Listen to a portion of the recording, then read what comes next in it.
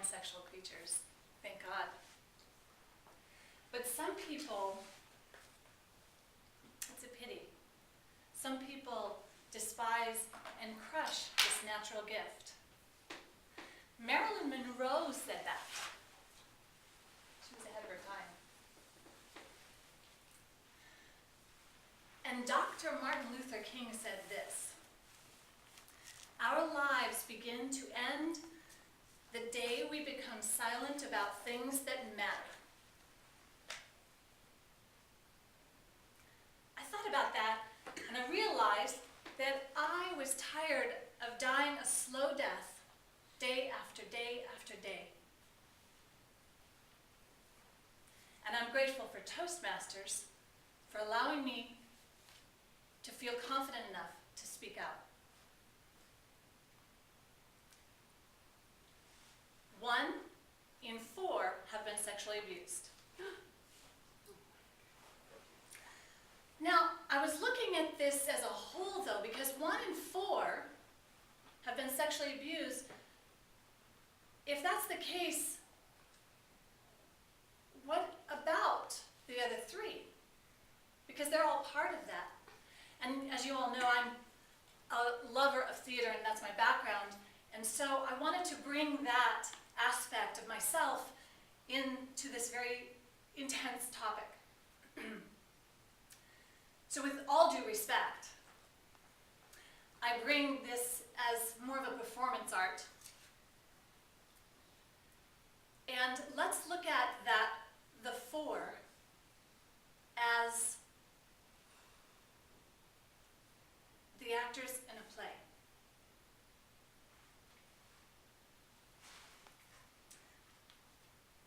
So 1 of the 4 would be the victim.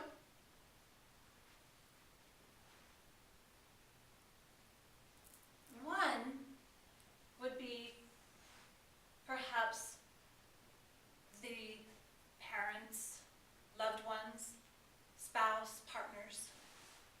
Okay? And 1 would be the counselors or those that help or want to help the victim. And 1 would be the perpetrator.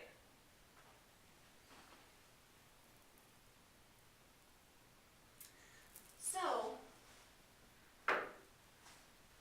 let's look at this one.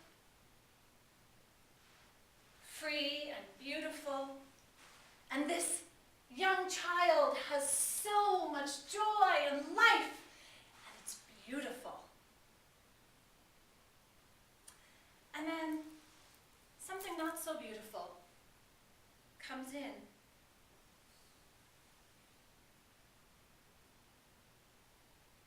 And does something not so beautiful.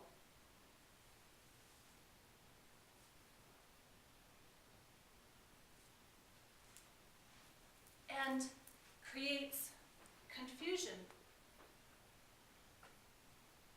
tying the first knot.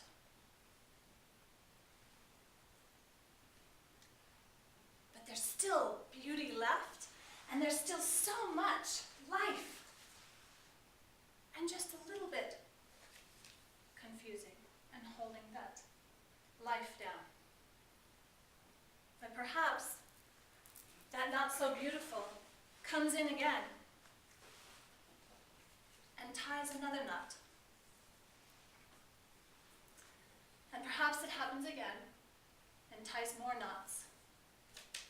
And that confusion isn't just confusion anymore, but fear and shame and disgust.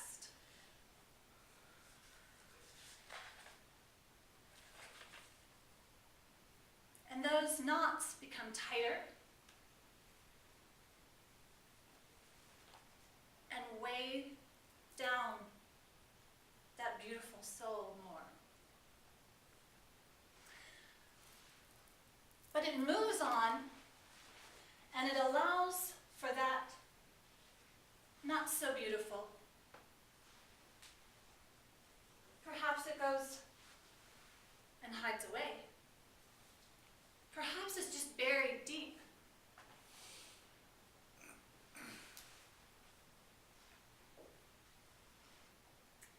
And those knots stay below the surface for some time. And there's still some beauty left. And there's still life left. And perhaps one day the parent or a loved one notices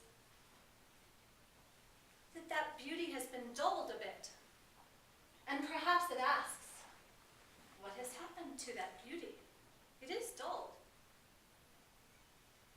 And perhaps a bit of awakening occurs, and expression of the confusion happens.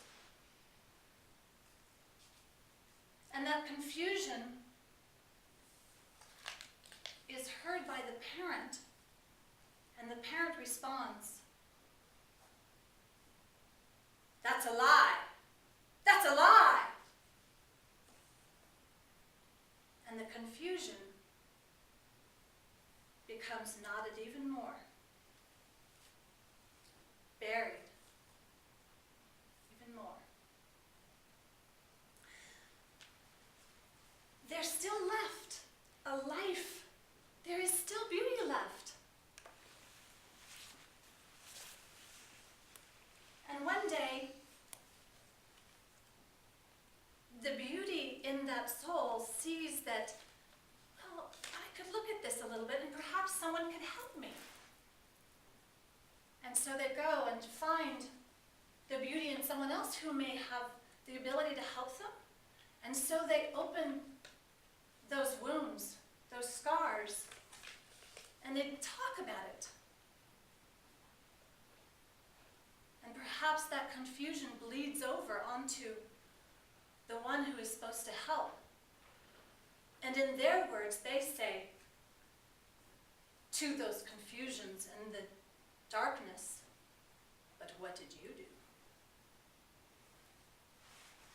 And that then adds to the confusion and ties another knot around this beautiful soul, leaving just a glimpse of that beauty. And life continues. And perhaps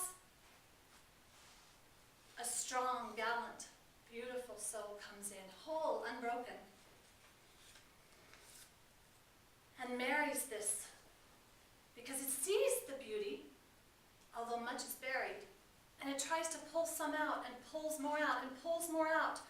But as a result, those knots create strife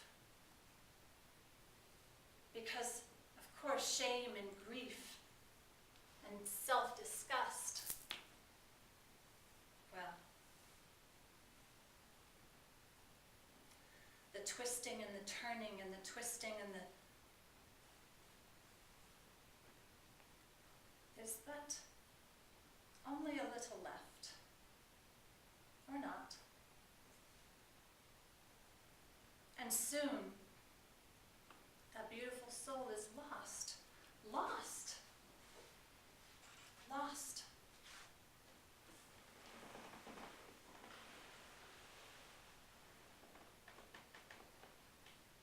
But that's not the end of the story. For when we recognize truths and we stop imagining the meaning of things and we allow those sacred wounds to blend and be transformed, something magical. Wow. Magical seeming happens.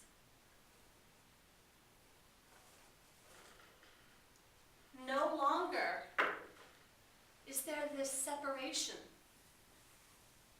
Instead, there's harmony those sacred